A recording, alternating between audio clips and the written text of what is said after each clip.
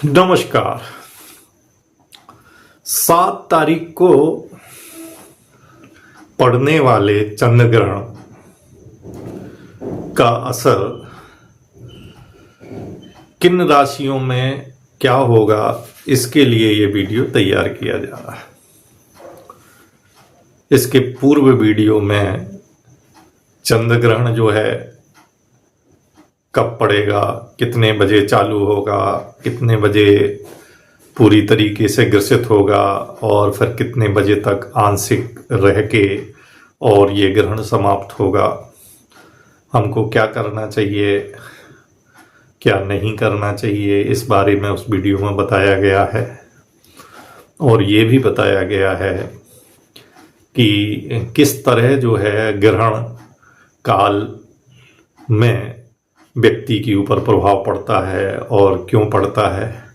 इस वीडियो में हम मात्र इतना लेंगे कि जो चंद्रमा है, चंद्रमा से हम जानते हैं कि शीतलता हमें उसकी चांदनी द्वारा मिलती है, और हम ये भी जानते हैं कि चंद्रमा स्वयं प्रकाशित नहीं है। सूर्य का प्रतिबिंबित भाग, सूर्य की जो प्रतिबिंबित एनर्जी ही वो हमारे तक आती है और हमारे जीव मात्र को वो शीतलता और आनंद प्रदान करती है। ग्रहण काल में जो है चंद्रमा और सूर्य के बीच में हमारी पृथ्वी आ जाती है।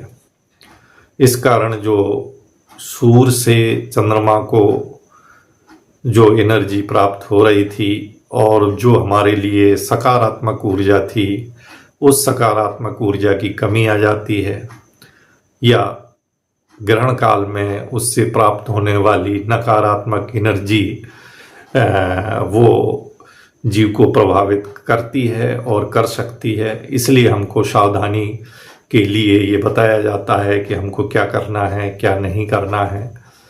साइंटिफिक रूप से जो है हमारे वैज्ञानिक बोलते हैं कि कुछ नहीं होगा और आप देख सकते हैं, लेकिन हमको मालूम है, हमारे शास्त्रों में तो बताया गया है कि चंद्रमा जो है मन का कारक है, चंद्रमा जल तत्व का कारक है, और चंद्रमा जो है हमारे इस शरीर का कारक है, चंद्रमा हमारी माता का कारक है। तो यदि चंद्रमा जो है ग्रसित हो जाएगा, अर्थात उसको प्राप्त होने वाली सकारात्मक एनर्जी कम हो जाएगी, जिसके कारण वो जो है हमें प्रदान करने वाली जो है एनर्जी, सकारात्मक एनर्जी में कुछ नकारात्मक एनर्जी भी आ सकती है। तो इसलिए हमको उससे बचाव करना चाहिए। और जो है ये ग्रहण जो है हमारे मन को, मन संबंधित जो रोग होते हैं, मानसिक अवसाद है, मानसिक चिंताएं, दुश्चिंताएं हैं, जो आत्महत्या का विचार है, जो अवसाद है, ये मन से संबंधित बीमारियां हैं। तो ये बीमारियां घेर सकती हैं, क्योंकि नेगेटिव एनर्जी जो है वो हमें प्राप्त होगी। दूसरी बात जो है, एक मनुष्य के शरीर में काम करने वाला जो पाचन तंत्र है, डाइजेस्टिव सिस्टम है, उसको भी ये प्रभावित करता है। साइंस की दृष्टि से आप ऐसा जान लें कि जो चंद्रमा से प्राप्त होने वाली ऊर्जा से जो है दो एंजाइम जो है वो निकलते हैं हमारे शरीर में। तो जो ये जो रसायन है, ये रसायन जो है हमारे लिए बहुत सहायक होते हैं। पहला रसायन तो जिसको नाम मैं भूल रहा हूँ, वो हमारे जो है अच्छी नींद का कारक होता है।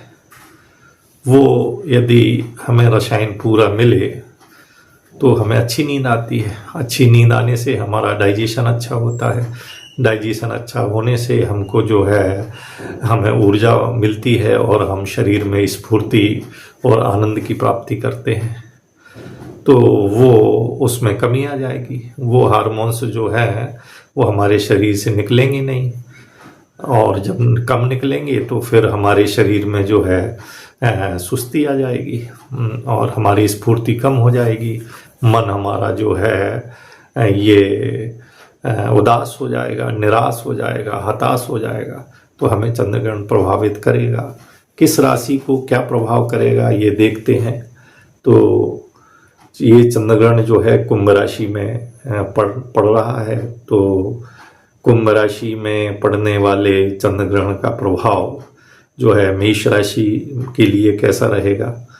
तो मेष राशि के लिए जो है ये चंद्रग्रहण खराब नहीं रहेगा। अच्छा, इस केस में कहा जा सकता है कि कोई दुष्प्रभाव इसका नहीं होगा। उसको ऐसे समझ लें कि हमको 4 पैसे की आमदनी हो रही थी तो अब हमको 3 पैसे की आमदनी होगी, लेकिन हम घाटे में नहीं रहेंगे। लेकिन चंद्रग्रहण में एनर्जी तो नेगेटिव आएगी, तो फिर हमारी लाभ में कमी हो जाएगी, हमारे आय के स्रोत जो है वो थोड़े से प्रभावित होंगे। इस कारण हमारे मन में खिन्नता रहेगी, लेकिन हमको कोई नुकसान नहीं होगा। तो ये मेष राशि वालों के लिए जो है लाभदायक कहा जाएगा। वृषभ राशि दूसरी राशि है। दूसरी राशि के लिए भी ये चंद्रग्रहण जो है ठीक है, इनको भी कोई नुकसान नहीं होगा। इनको सिर्फ ये ध्यान रखना है कि इनका जो नौकरी व्यवसाय है उस पे इनको ध्यान देना है, और ख़ास तौर से ऑफिस में बातचीत में हमको सावधानी रखना है, और हमें अपने माता पिता का भी ख्याल रखना है, और हमको गाड़ी सावधानी से चलाना है।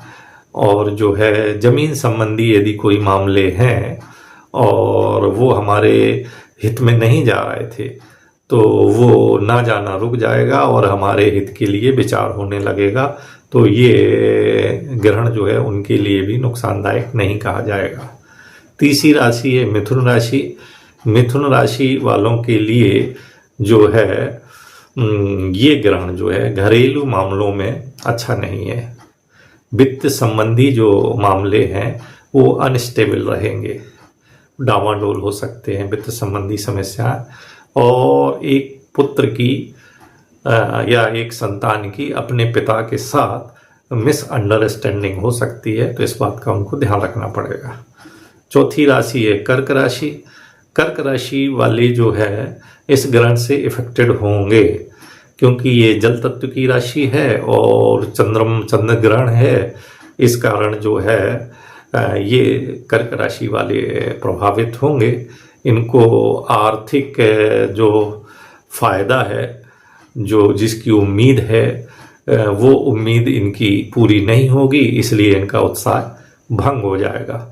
इस कारण इनका मानसिक जो है तनाव हो सकता है, और जो है परिवार इनका जो है इस ग्रहण से प्रभावित हो सकता है।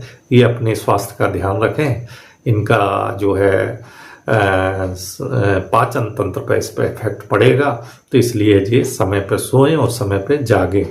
पांचवी राशि है सिंह राशि। सिंह राशि वालों के लिए ये ग्रहण अच्छा नहीं है। इनके लिए जो है बहुत ज़्यादा संभावना है कि ये जो है अपने व्यवसाय के पार्टनर से या ऑफिस में अपने कलीग से या फिर घर में अपने जीवन साथी से ये झगड़ा कर लें, ये बहस कर सकते हैं। छठवीं राशि है कन्या राशि। कन्या राशि वालों के लिए जो है ये मिला जुला प्रभाव पड़ेगा। मिला जुला ऐसा प्रभाव पड़ेगा कि इनके जो शत्रु हैं वो परेशान तो करेंगे, लेकिन वो पराजित भी हो जाएंगे।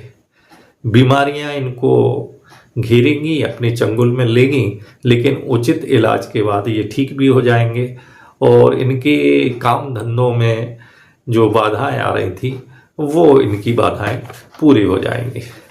अगली राशि है तुला राशि। तुला राशि के लिए जो है तुला राशि के जो जातक हैं इस ग्रहण का प्रभाव उनके संतान के ऊपर पड़ेगा, और ख़ास तौर से उस संतान के ऊपर जो अभी बहुत छोटी है। उनकी जो है शिक्षा प्रभावित हो सकती है और उन बच्चों का स्वास्थ्य का ध्यान माता पिता को रखना चाहिए। अगली राशि है वृश्चिक राशि। वृश्चिक राशि में जो है मानसिक मजबूती का टेस्ट इनको देना होगा कि ये कितने मजबूत हैं। यदि इनको कोई दो चार बात सुना जाएगा तो इनको चुपचाप सुन लेना चाहिए। ऐसे योग बन रहे हैं कि इनको कोई दो चार बातें खरी खरी सुना जाएंगी, तो इनकी संयम की परीक्षा होगी कि उससे ये अप्रभावित रहे। अगली राशि है धनु राशि। धनु राशि के लिए ये वैसे तो ये ग्रहण ठीक कहा जाएगा। इनकी यात्राएं बाधित हो जाएंगी, भाई बहनों से इनके संबंध तनावपूर्वक हो जाएंगे और जो है अचानक कुछ बाधाएं आ जाएंगी, लेकिन इन और कुछ कानूनी पचड़े पड़ेंगे। लेकिन कानून के पचड़े जो है बहुत आसानी से ये इनके पक्ष में हो जाएंगे, तो ये बात इनके लिए फेवर कर जाएगी। तो धनु राशि वालों के लिए भी जो है इसका प्रभाव मिला जुला कहा जाएगा। अगली राशि है मकर राशि। मकर राशि वाले ध्यान दें कि मकर राशि वाले जातकों के वैवाहिक जीवन में गलतफहमियां पैदा हो सकती है।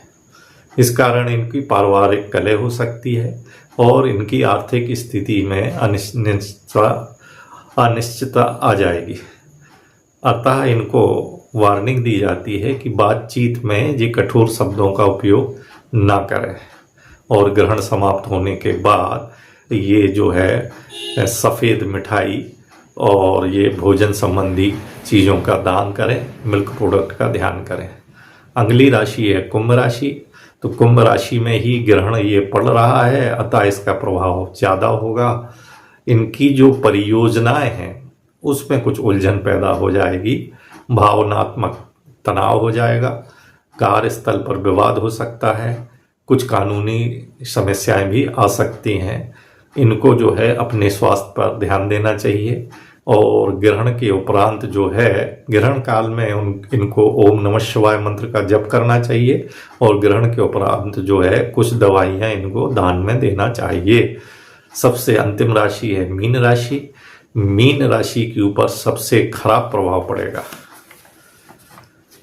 क्योंकि ये राशि भी जल तत्व की राशि है और जो है चंद्र ग्रहण होने से जो है इनके कुछ आस्तीनों में सांप छिपे रहेंगे जो इनको डस लेंगे। दूसरी भाषा में इनके गुप्त शत्रु इनको हानि पहुंचा देंगे। इससे बचने के लिए जो है ये शिवलिंग पर दूध चढ़ाएं और शिव जी के प्रार्थना करें। तो इस प्रकार जो 7 सितंबर 2025 को पड़ने वाला चंद्र ग्रहण जो है सभी राशियों को क्या प्रभाव करेगा ये बताया गया। नमस्कार।